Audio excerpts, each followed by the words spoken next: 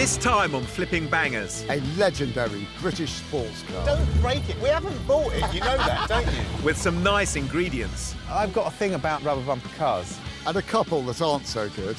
So what's going on with this Sunroof? We're going to have to talk about that, clearly. We face hard choices. That is absolutely awful. It'll take everything we've got to turn this one around. After all this work. What a waste of time and money. I'm Gus Gregory. And I'm Will Trickett. Together, we're risking everything to follow a dream. It's something I've wanted to do for a long, long time. We've packed in our day jobs and invested our own hard-earned cash as we try to make a living in the cutthroat world of second-hand cars. It's all in the chase. You've got to buy well, you've got to sell well. Why would anybody buy this car? We've got a goal. We want to double our money. If we put 500 quid in, we need to see £1,000 back. We're targeting the very bottom of the market. We buy cars that nobody else wants. Can we keep our business afloat, Flipping Bangers? It needs so much work doing to it. 1 year ago, we turned our backs on our regular jobs, rented this garage and attempted to carve out a new living by buying and selling cheap cars, and made enough money flipping bangers just to return. People dream of giving everything up, but we're doing it for real. And it's scary. We've raided our piggy banks again, and this time we have enough to spend £500 to £1,000 on each car. If we want to cover our costs and pay ourselves wages on top, we have no choice but to double our return on every pound we put in. Our workshop time must be fixed too, and runs to just 5 days per car. We've swapped a salary and a wage, possibly for nothing.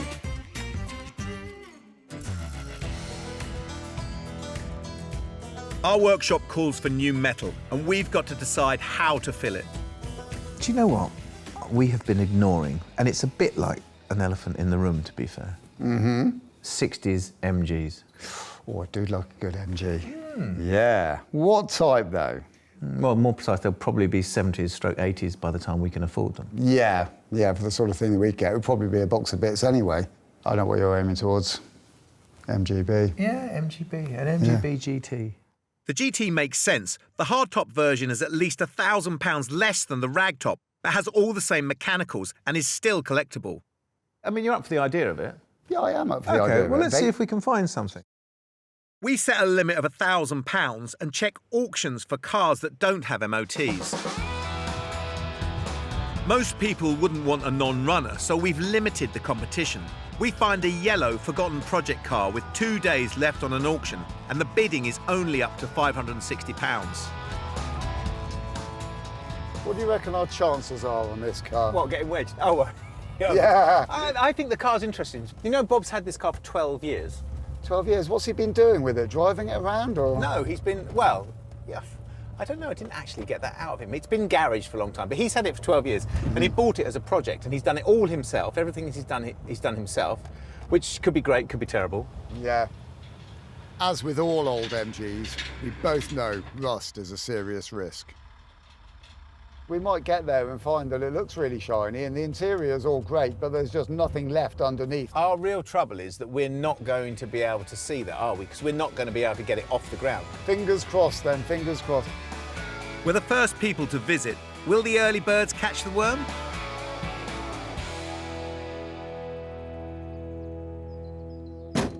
Hello. Bob, is it? Yeah, hi. Nice to see you. This is amazing. What a beautiful part of the world. Welcome to Somerset. Oh, thank you very much. Morning, Bob. I'm Morning. Will. Yeah, hi, yes. Oh, you come to see the MGB? Yeah. It's round the back this way. Fabulous. It's very yellow, Bob, isn't it? That's not everybody's cup of tea, is it, that colour? How much of it is of the original paint, though? Well, some of it. Yeah. Well, it doesn't look too bad for it, mate. And there's more paint in the back. Well, that's Excellent. handy. Yeah, it is handy. It looks pretty straight, doesn't it? It's funny, you know, I've got a thing about the rubber bumper cars. I actually really like them. I like the MG, that sort of original Pininfarina shape. I really like. But looking at this rubber bumper now, it looks great, doesn't it? Yeah, it does. Black and yellow, I suppose, goes well together. Well, it looks dangerous, doesn't Yeah. it? Yeah, don't mess. Right, let's go and have a proper look Yeah, then. can we have a poke Right. around? Sure. Rust first. The panel gaps seem to line up, and there doesn't seem to be too much filler. But despite not being road legal, the outer sills appear okay. There's some light surface rust, but from what I can see without a ramp, this car seems reasonably tidy underneath. So what's going on with this sunroof then, Bob? We're going to have to talk about that, clearly. Well, it's an aftermarket one that's been fitted. Yeah. The pop-up glass sunroof is not only ugly, but they are known for leaking. MG interiors can be tatty, but this one has been retrimmed. Interior looks quite nice, Gus. That's great. Did you do that yourself? No, it's professionally done. Excellent. That looks really good. So that's the carpets. Yes, new set. This is the Paint. paint. And we can hand paint the car, which would be nice. I'd like the idea of doing that. Tractor style. And what's that, Bob? That's the... Discs, new set of drilled discs for the front. Excellent. That'll be handy. What's the floor? Oh, and a new row style. That's really nice. And the boot looks the floor looks in good nick. Yeah, I've painted all of that, and the fuel pump service that got it working. It's a problem with these. Yes, yeah, they're always a bit temperamental, aren't they? Fingers, Gus. You know what? I really like these hinges. They're very satisfying, aren't they? The way they lock into place and then unlock. It's a clever bit of design, isn't it? It's not MOT'd, is it? So we can't really drive it anywhere. No, but you could drive it on the grass here. You mean we can drive your car around your field? Yes.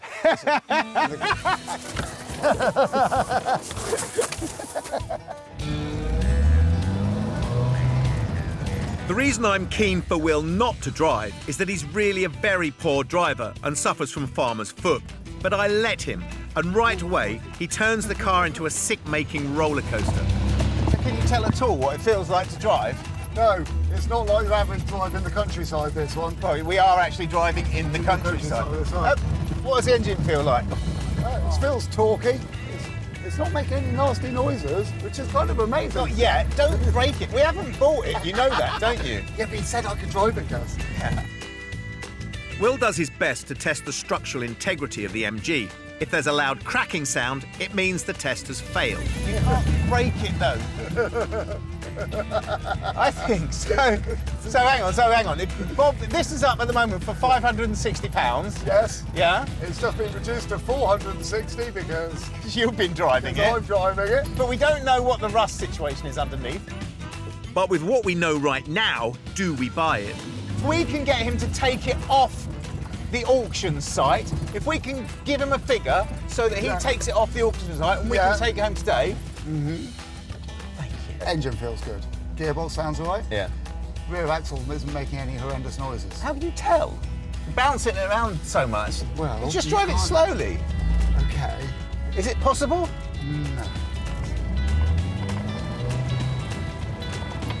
It feels we have a plan. If we secure the MG for £50 more than the auction is sitting at now, it will be a bargain for us and hopefully it'll work for Bob. Watch and learn. Bob, £600 and we'll take the car away. No. Sorry.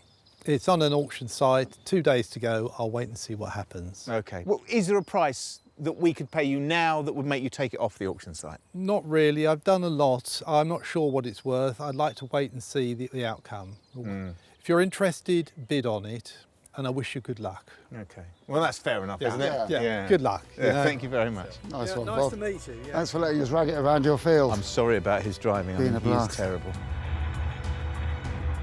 It feels strange returning home empty-handed.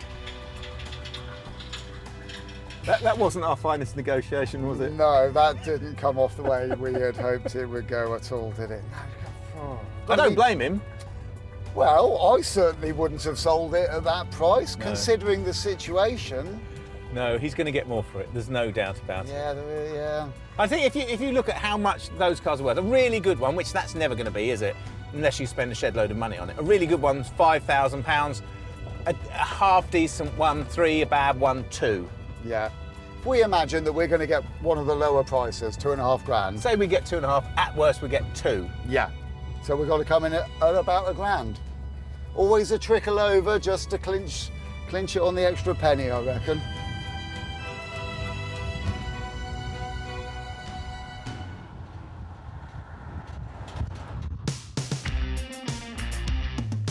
With a heavy heart, we go online and offer around twice what we originally wanted to pay, 1,100 quid. Right, well, let's hope that does it. We can't bear to watch the countdown, but in fact, we've won the car. Excellent. Yes, 1,059 quid. Now we can collect our yellow prize.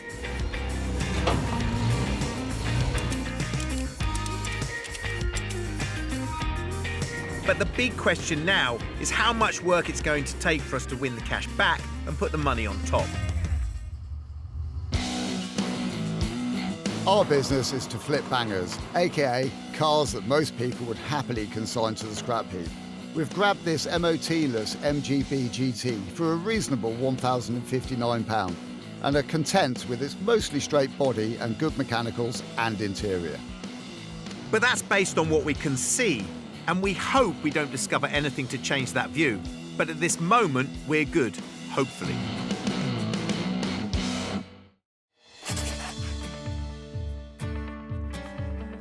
I've got a bit of a theory about this car. We've got a really good car for very little money, and that's very us, isn't it? Yes, it is. So my theory is, here it comes, Okay. is that we do up the bits that are going to scare people, like this, Yes, crunchy bits. So it's still an honest car. It's got a good engine, it's got a good interior, and it's got a decent drivetrain. So minimum effort, straight out the door. Yeah. Maybe. Yeah. Gus's minimum effort plan might just work. Sort out the surface rust, don't touch anything else. We'll save money and time. Our usual strategy is to aim high, and this time we're aiming squarely for average. There's a load of unknowns as well. You know, these things have got a horrible habit of just rusting away, and we don't know about any of that yet. No, that's true. It seems to me we've got choices, and when we know we've got choices, we've just got to make the right choice, haven't we?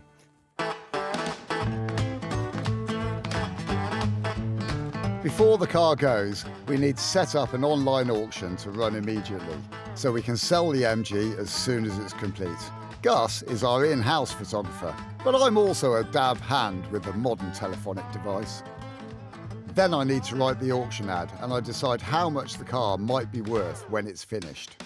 Describing the MG's paintwork as good at this moment could be classed as a bit of a lie, as is the brand new MOT. But we've got 5 days to make it true. MGBs are popular cars. £2,000 will get you a bad one. £5,000 will get you a really good one.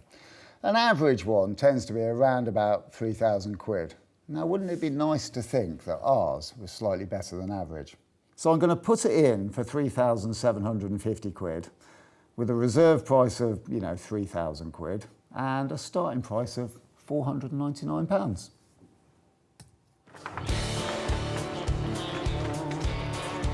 And now for a key moment. Our first proper examination underneath a car that's known for rust. We bought this MG as Will believes there's a little cleaning up to do, but it's basically straight. Time to find out if he's right.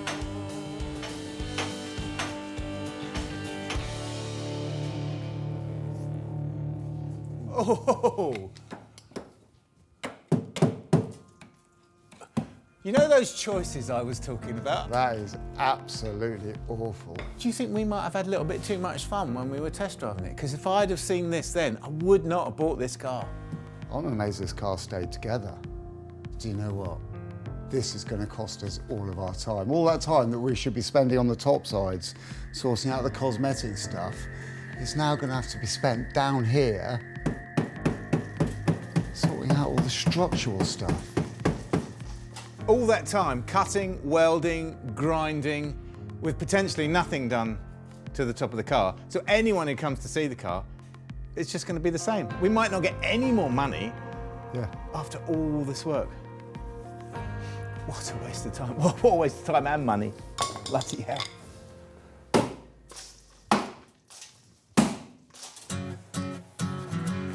Before we tackle the rust, we energise ourselves with a cuppa. And then into battle. So the car isn't quite as good as we wanted, but we've seen rusty cars before, and the way to tackle them is called hard graft, the most valuable resource we have. But at least we have it. Before we have a complete picture of what we need to do, we need to grind away the rust and reveal the edges of the good metal, so we can estimate the time it'll take to make good. Will often takes the lead with welding, but this time it's 4 hands on deck.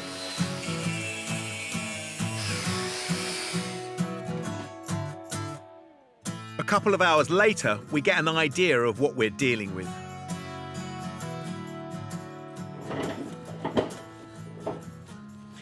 We knew there was some rust in this car, but then we started work on it and our worst nightmares have come true.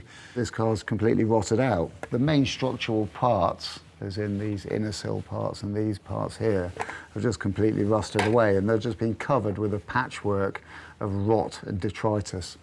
This sort of thing can literally kill the project for us. We stand a chance at the moment of not making any money at all.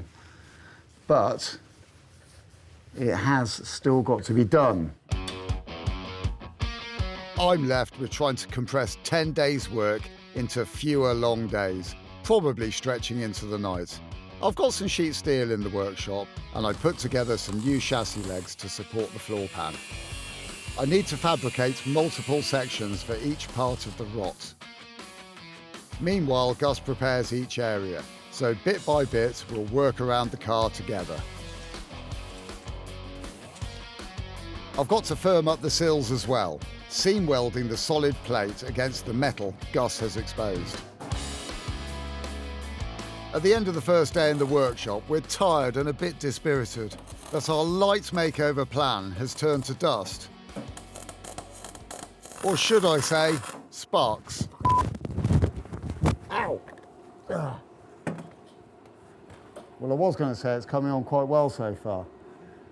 Which it is, I suppose, but it's a tiny, tiny part of a huge job. And I haven't got any time to spare, so.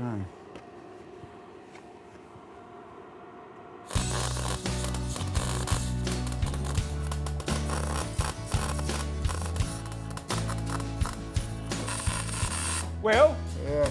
Will! Yeah. Can we knock it on the head? What? Should we knock it on the head? You're never going to get that finished tonight, are you? I'm not going to get it finished today, no, but I'm getting on quite well. I wouldn't mind getting to the end of this little bit. All right.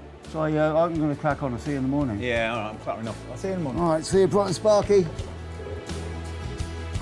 A professional welder is at least 50 quid an hour. So if I was doing this for someone else, I'd be quids in. But this time, my labour is a gift to the MGB, and I hope it's grateful. Day 2. We've got a business flipping bangers, and we have a struggle on our hands. Our current project is a bit more of a banger than we'd like. After almost a day and night of welding, Will's prefab panels are patching up the jigsaw of rot under the GT. It could be that Will is completely tied up for large chunks of our 5-day workshop allowance, which is now technically 4, so I'm turning my attention to the end game for our MG. I'm worried about our MGB GT. When our car goes into the market at £3,000, it's going to be in a sea of 100 other MGBs. And I need to know, what's going to make ours stand out. I'm suddenly wondering whether my surface makeover strategy was right after all, and I'm visiting local MG dealer Alex for some pearls of wisdom. This is a BGT, isn't it? So It is, yeah. I'd say this is the closest, although this is a million miles away from our car because our car's got rubber bumpers, our wheels are terrible, our paintwork is atrocious, and we've got a sunroof. What sort of sunroof is it? Well, it looks like it's come out either of a ship or a Land Rover. Okay, so it'd be a glass sunroof then. Yeah, it's glass, yeah. Oh dear. Yeah, that can kill the car. Really? Yeah, really difficult to sell with a glass sunroof. So what do you suggest then? What would you do? Probably look at a folding vinyl sunroof. Like a Webasto? Like a Webasto, that would solve the problem. Okay. They are actually very desirable, so Are they? that would add value. What is it that people look for when they're looking for a B? First thing generally is colour. Is it? Yeah. Yeah. Ours is yellow. Okay. Yellow is very popular at the moment. Is it Yeah. really? Yeah, there's a generation that grew up with the British Leyland colours of the 70s. So yellow, orange, bright blue, really sought after. You've got to remember that it takes about 5 seconds to sell a car like that. Does it? Yeah, 5 seconds. So if it's the right colour, you will see in the buyer's face whether they're going to buy or not. It seems like our MG might be a bit more saleable than we thought. Maybe doing less on it will be a wasted business opportunity. And the other thing is you need to make sure that the wheels are presentable. A lot of owners of MGBs just paint them silver and they look terrible. Yeah. So it's worth taking some time and trouble to get the wheels looking presentable. These have been done, Yeah, haven't these they? ones have been refurbished. And again, it's attention to detail. We sort out our paintwork. Yeah. We do our wheels. We Yeah. put our Webasto in. Yeah. And Yeah. hopefully Yeah. we should. We're looking for around £3,000. Yeah, that sounds reasonable. Really? Yeah. Yeah, Yeah, that's I great. think you'll do that. I leave Alex with a new list of jobs and return to the workshop, where poor old Will hasn't even taken off his welding mask. But at least the underside looks better. I know we've got to improve the sunroof and properly refurb the wheels, and luckily I can do that outside. I'm a sucker for a steel wheel, and I love road styles. But there's something about painting them badly that does me in. You can see the lines of the brush in this, and it's just not right. They would have been sprayed. They probably would have been enamelled, but I think they were just sprayed. There's a clear line around here which you're not supposed to go over. It's basic painting within the lines. So I'm using a paint stripper to strip the paint off. These were on the back drums as well. I mean, I don't know what anyone else's opinion is, but I can't stand them, so the red's coming off of these as well. Alex told me that the wheels are the first thing that people look at, so I'm taking no chances, getting the base surface as flat and clean as I can. And doing simple jobs properly doesn't always take a short time. I commit the afternoon to preparing them, while I hear the crackle of Will's welder carrying on far later than is good for morale. While Will beds in for a late one, I'm washing off the paint stripper and see what's underneath. And it seems okay. In slow steps, we're blowing off the rot that is bringing the MG down, but another day ends with us exhausted.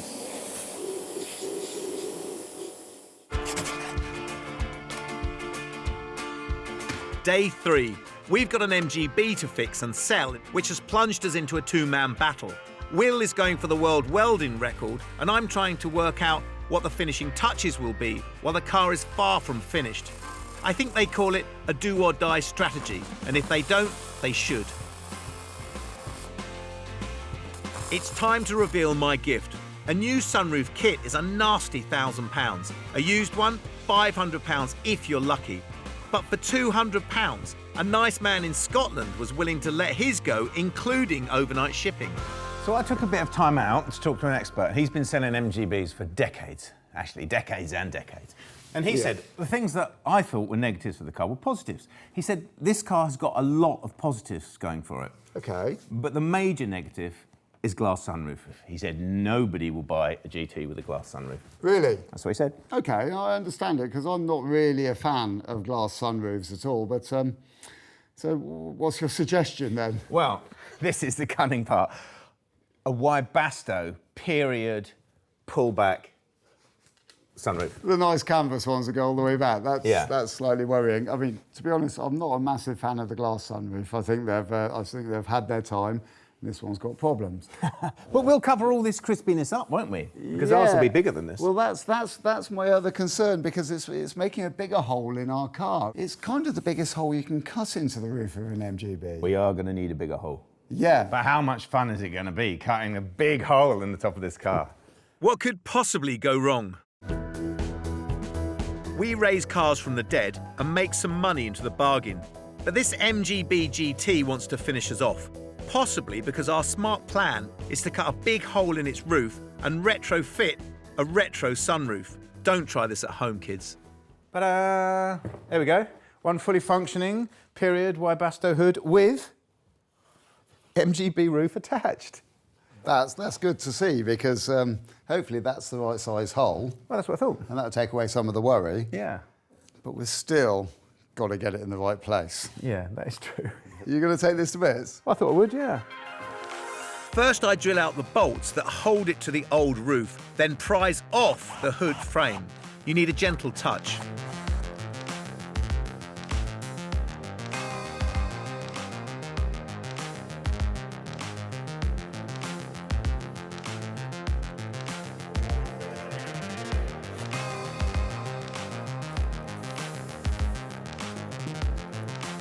Yeah, it's really flimsy.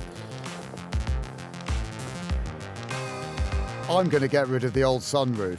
80s kits such as analog radios can be sold online, but only the skip would be happy with this.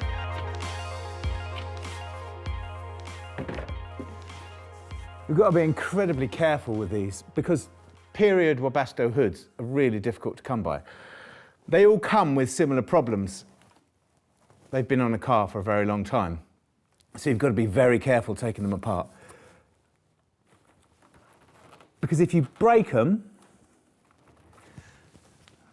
then they're broken.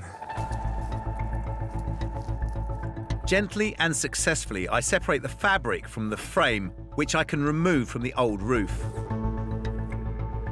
Will carries on stripping out the old pop-up, taking care not to nick or distort the aperture, as it'll make the new frame harder to fit. The old pop-up was screwed into the roof and they were all rusty.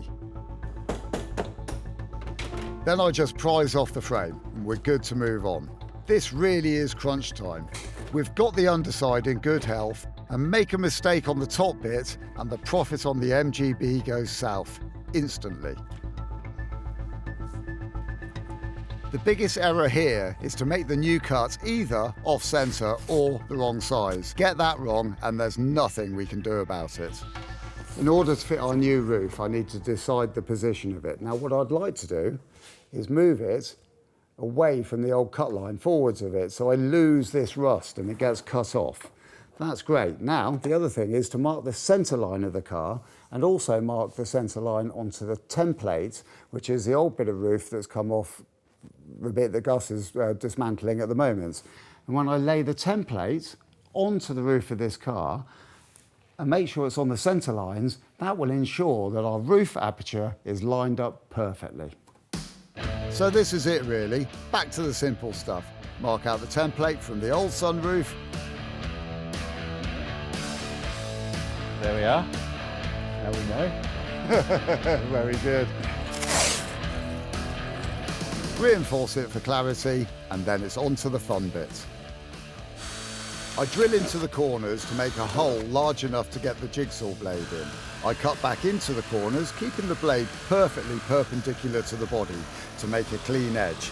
And before too long, surgery is complete. And that, my friends, is a nice big hole, which should be the perfect size for the old frame or the new frame. This is a long job. The large steps don't take as long as the smaller ones, such as fixing, which needs complete precision, or this roof will always leak. We're fixing the frame back into the car with rivets, not bolts. They're stronger and reliable. While Will attempts to trim the headlining, I seal the frame into place and then use a rivet gun to complete the fix, with bolts on the corner.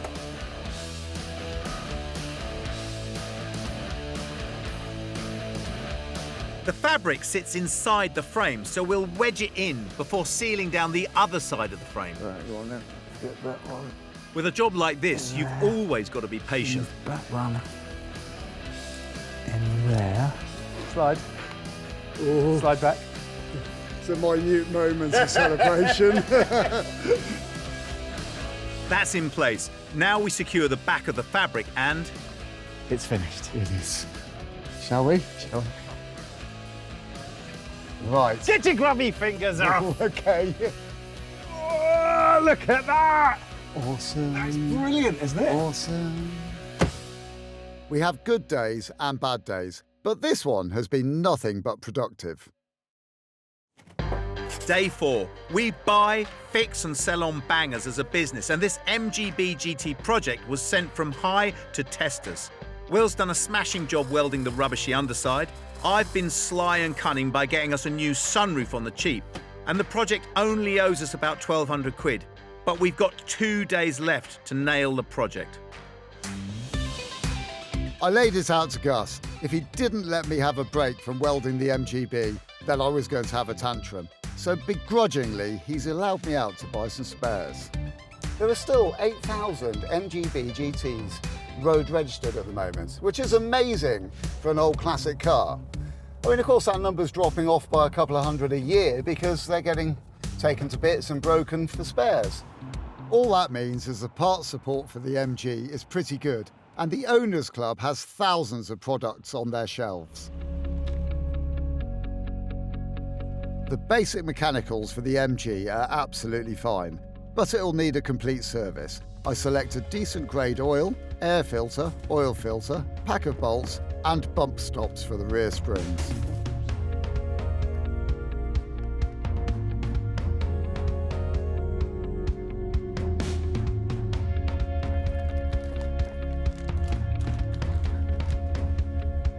Salesman Chris talks me into getting a wheel painting kit for Gus and other newly launched tech.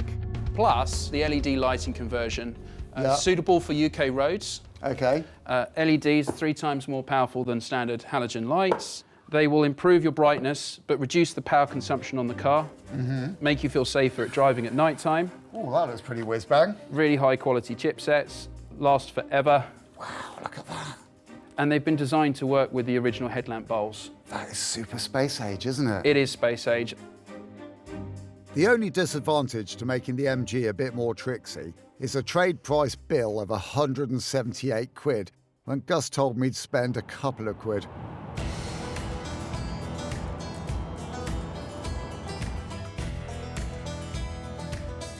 While I've been busy, Gus has discovered that the rear springs need urgent replacements. So when I took the wheels off, you could see that the leaf springs were really baggy. The final straw might possibly have been ragging it around the field, but in actual fact, they'd had it anyway. And we've got new ones here, which came with the car, which I'm now putting on. They bolt on or off, but whether you can get the bolts on or off is another matter. The more a leaf spring wears, the more travel in the ride and the baggier the handling.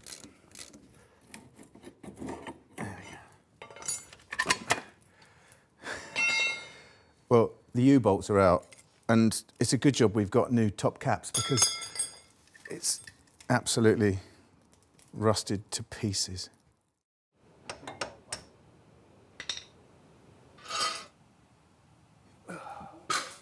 Right, so that's old spring off. You can see all the gaps in here, and this is our new spring here. Look, all nice and tight. I mean, the rubber's perished on the top of that, and it's all new and shiny on there as well. But you can see the difference between the two. The old one's got a lot of sag in it, hasn't it? So it should sharpen the suspension up. So I'm going to crack on and get this on.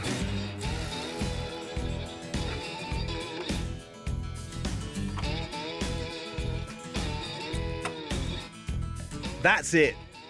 And because these were provided with the car, we've saved around £100.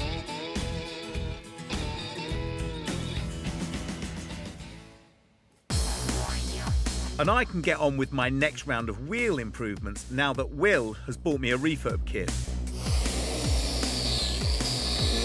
The paint is stripped, but still needs help getting back to the metal. I degrease the surface and they'll be ready to paint. So I mask,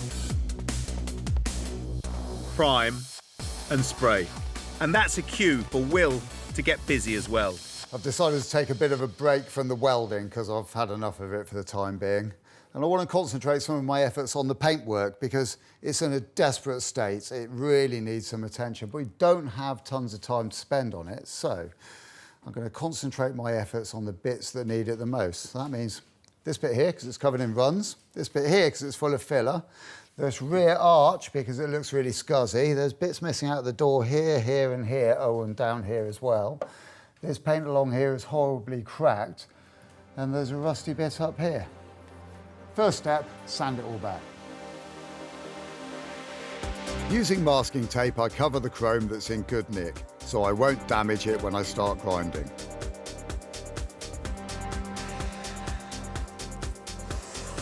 Given the state of some of the rust and the fact that the car uses solid paint, I'm going to respray the whole of the side of the car using the rattle cans. It's cheap, it's fast and pretty effective. While the paint on the car and wheels is drying, I stick on Will's LED lights. I'll have to update our online ad to account for this little benefit if they work. After so much heavy lifting, this is a nicely light task. The bulb snaps in and the transformer sits behind the reflector, so you don't need a wiring genius to do the swap. The paint job and colour is critical on this car. We already know it might win us an instant sale. Am I skimping by using rattle cans? Not really. The old solid paint finishers are suited to it, and 3 coats evenly spread. It'll look great. The best bit about all of this is a paint shop would have charged 500 quid a side, yet my materials will have cost just 50. By the end of the day, our target is to have a newly painted body shell, at least one side, and maybe wheels that will catch a buyer's eye, as promised.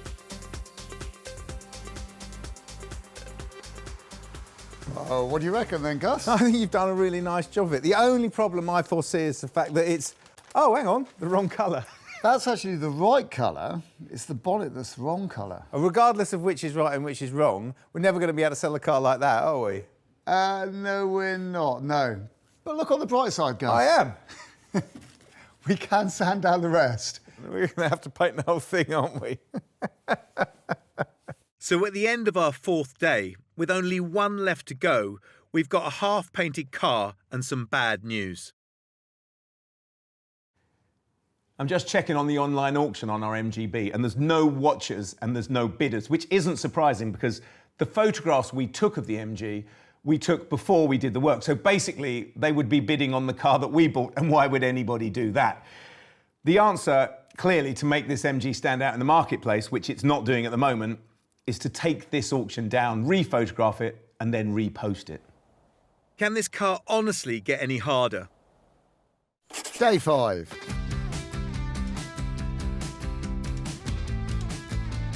We've got a business that's all about flipping. Well, you can probably guess what. We've started with 5 days to turn a rusty MGB from a project to a plaything. We've got 1 day left, with half a car still to paint. Will has done an amazing job on the welding and it's looking fantastic, but he can't rest. He masks up the body that I've prepped, and working together, we can get a week's paint job done in a day. We've sort of had the decision made for us. We've got to respray the rest of the car. So we've decided to divide and conquer. I've put the garage door down and I'm doing this outside so as I don't make too much dust and spoil what Will's already done.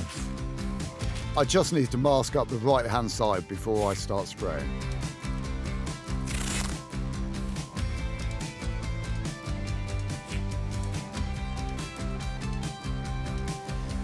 So this is the moment of truth. This is the moment when I really regret saying anything bad about anyone who has ever revamped a road-style wheel.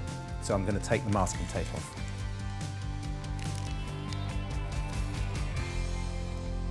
Oh, but hang on. Oh, there's a little bit of bleed on there. That's not good. Yeah, a little bit. Not too much. Well, it's not too bad. And I tell you what, in actual fact, I might be able to get that off with a bit of silver paint on a big thick brush.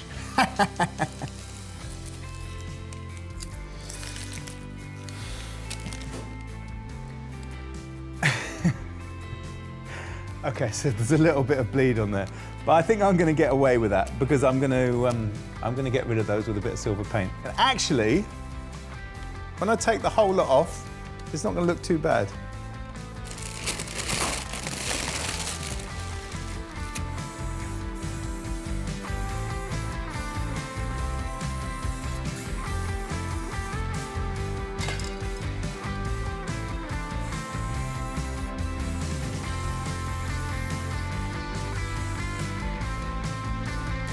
We've had to double our budget on paint cans, now standing at 100 quid. But in the afternoon of our last day, the MGB is looking like a new car, but not a finished one.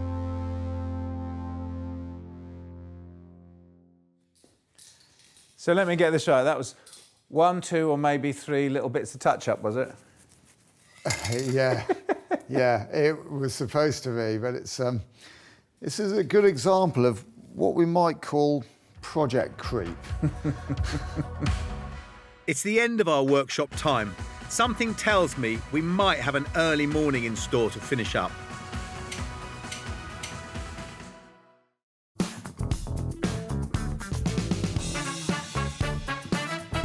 After a somewhat rushed start, starting horribly early, we finish up and get a chance to clap eyes on the finished MG.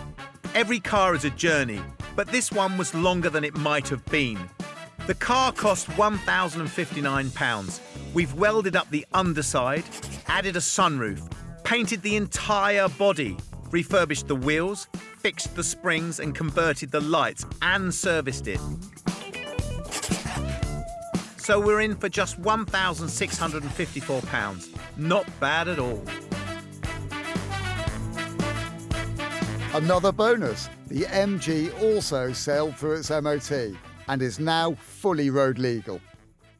So if you'd have talked to a man who's sold MGs for decades, like I have, he would say to you, get rid of the rust, and we've done that. We've done it on the top, we've done it on the bottom. He'd say, refurbish the wheels, and we have, and they look smart.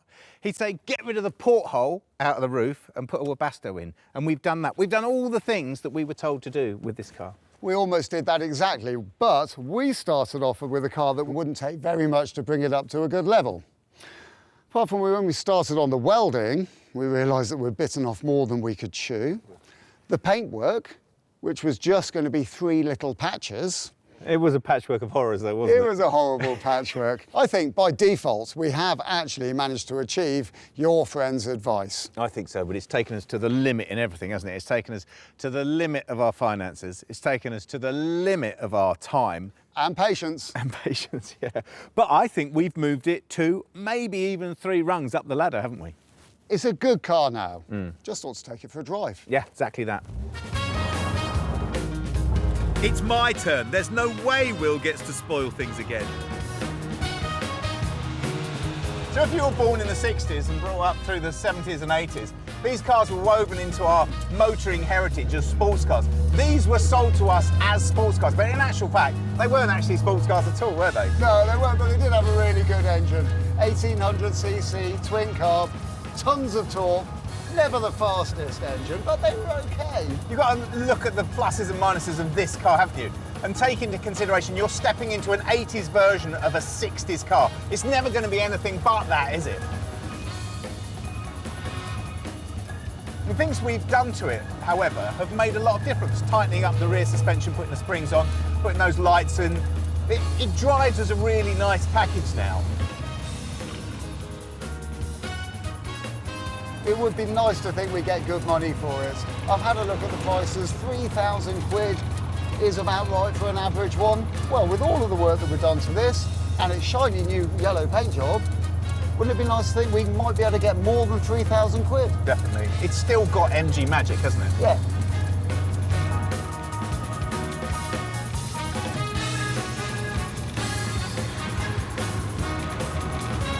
We've been so absorbed in the work on the car, we forgot to update Will's unimaginative photos from our listing. No surprise that serious inquiries have failed to come through. But a few hours before the end of the auction, one person asked to view. It's actually Helen's husband who's always wanted to own an MG. Hello, Helen. Oh, hi. What do you reckon to this then? Oh, it's lovely. I really love the colour of it. It's brilliant. It's a gorgeous colour, isn't it? And doesn't it present well like that? It's wonderful. But I've heard that there can be issues with MGs, rust and things like that. Yeah, this is true. They do all suffer from rust in similar sort of areas, sills and stuff like that. But I've spent days underneath it, welding it all up, making it as good as new. This car's got years of life left in it now. So if you take the car as a sort of overall, the engine's very good, the drive chain's very good, changes gear very nicely. The suspension is very good now. Overall, for the money, it's a very, very good MGB. And what sort of money do you want?